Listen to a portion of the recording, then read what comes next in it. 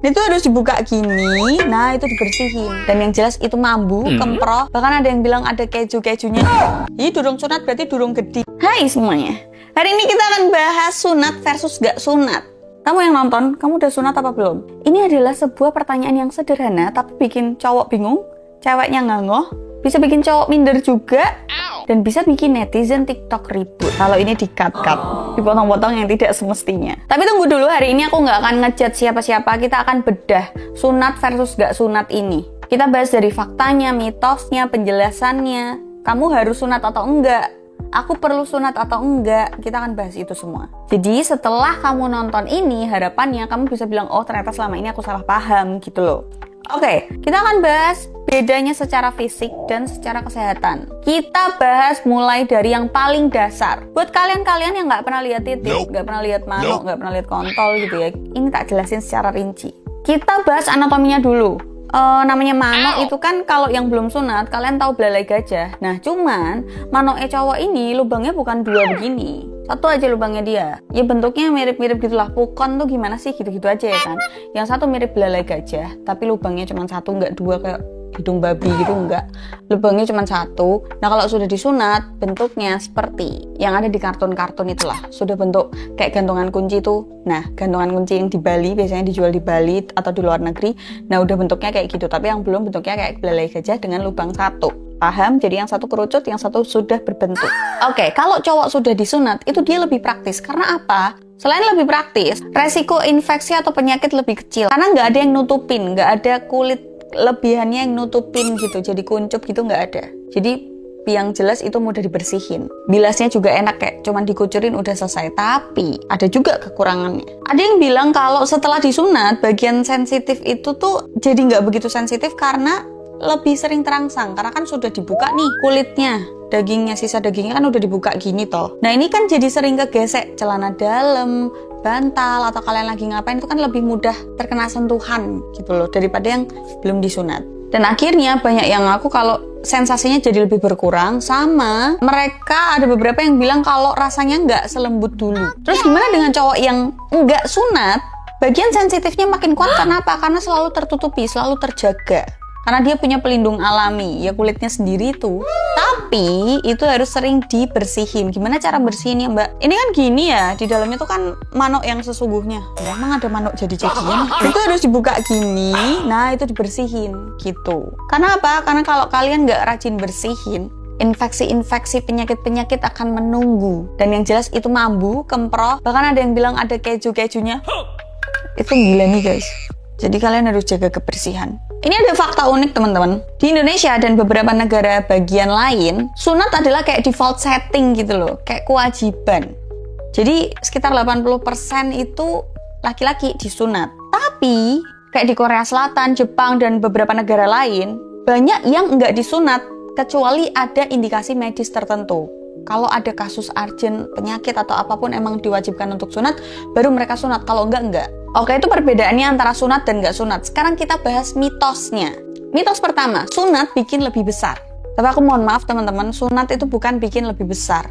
Emang ukurannya aslinya segitu, cuman karena kulit penutupnya itu dibuka, kesannya jadi lebih besar. Padahal emang aslinya sebegitu, teman-teman. Sama halnya kayak manukmu lagi mengkeret katisen sama bangun maksimal, beda kan? Dan sebenarnya ukurannya segitu-segitu aja. Sama halnya kayak dulu kamu gendut, manukmu terlihat lebih kecil, dan sekarang kamu diet lebih kurus, manukmu terlihat lebih besar. Enggak lebih besar, emang aslinya tuh segitu. Karena kalau kamu gendut mungkin ketutup perut, jadi kamu kelihatannya cuma seujung kuku doang, atau perutnya harus diginiin dulu baru kelihatan.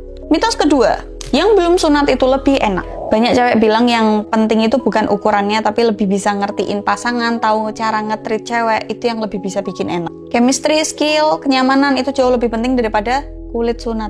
Ya itu faktanya. Mitos ketiga, belum sunat sama dengan jijik. Ini toksik banget ya teman-teman. Faktanya, banyak cowok yang nggak sunat tapi dia menjaga kebersihan luar biasa. Bersih, sehat, tahu seks yang bertanggung jawab dan sehat itu seperti apa. Dan banyak juga laki-laki yang belum sunat pun juga tahan lama, baik-baik aja, itu tergantung orangnya. Jadi kalaupun belum sunat itu bukan berarti menjijikan. Dan mitos yang paling menjijikan menurutku dan paling tolol adalah kalau kalian belum sunat, berarti kalian belum dewasa. Ih, durung sunat berarti durung gede katanya. Belum dewasa lah intinya. Padahal kenyataannya yang sudah sunat pun juga nggak dewasa, nggak tahu cara ngatur kontolnya gitu loh. Ingat, dewasa itu tanggung jawab, banyak skill-skill yang dikuasai, bukan perkara kulit sunat. Kalau kamu sudah bisa jagain pasanganmu, tahu pasanganmu yang mana, tahu resiko, bisa bertanggung jawab, macam-macam lah, soft skill, hard skill, itu baru bisa dibilang dewasa, bukan perkara sunat dan nggak sunat. Terus, aku sudah melakukan survei ke cowok dan ke cewek, dan jawabannya menurutku bikin kaget gitu ya. Mungkin ada beberapa dari kalian yang nggak tahu pandangan tentang sunat nggak sunat ini. Aku nanya ke beberapa cewek dan cowok, pertanyaannya simpel. Kamu lebih suka disunat atau nggak disunat?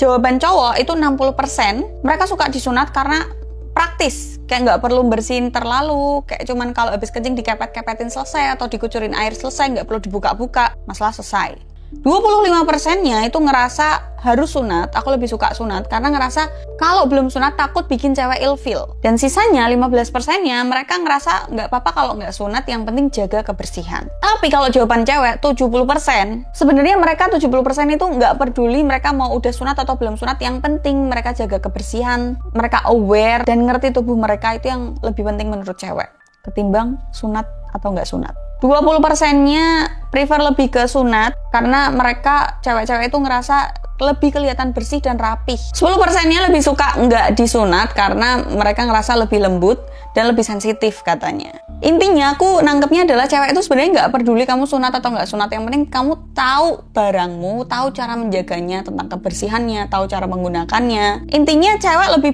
melihat gimana cara kamu merawat diri daripada kulit sunat. Selanjutnya teman-teman, yang banyak yang nggak tahu adalah sunat itu adalah pilihan, bukan kewajiban.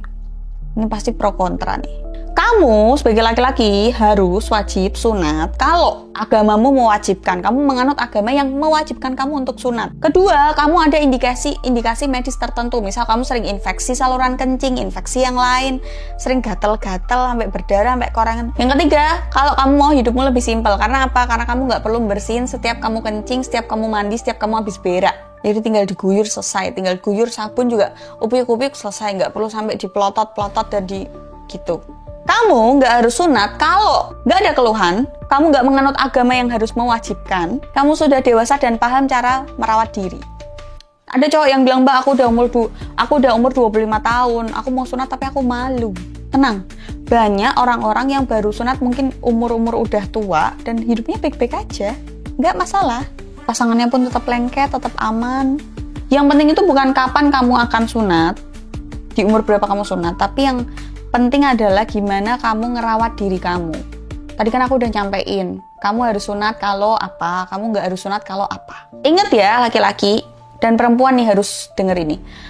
Sunat itu bukan sebuah validasi. Sunat juga bukan sebuah tolak ukur kamu udah dewasa atau belum. Yang bikin kamu jadi cowok sejati itu cara kamu ngehandle pasanganmu, cara kamu jaga kebersihan, cara kamu ngehandle emosimu, cara kamu menghadapi suatu masalah. Itu hal-hal soft skill itu yang bikin kamu bisa dicap kayak ini cowok dewasa, ini cowok gentle, oh ini cowok ada otaknya.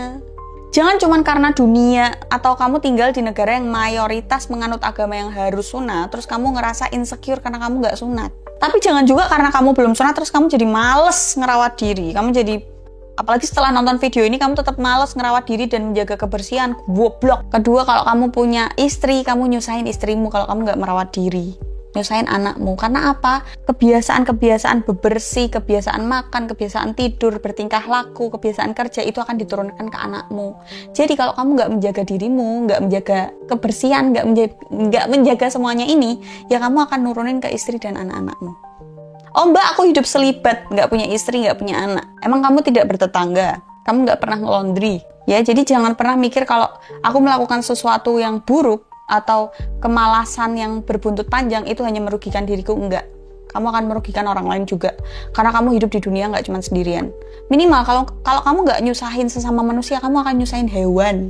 Kalau di kasurmu ada tungau, blenger ku itu tungaunya.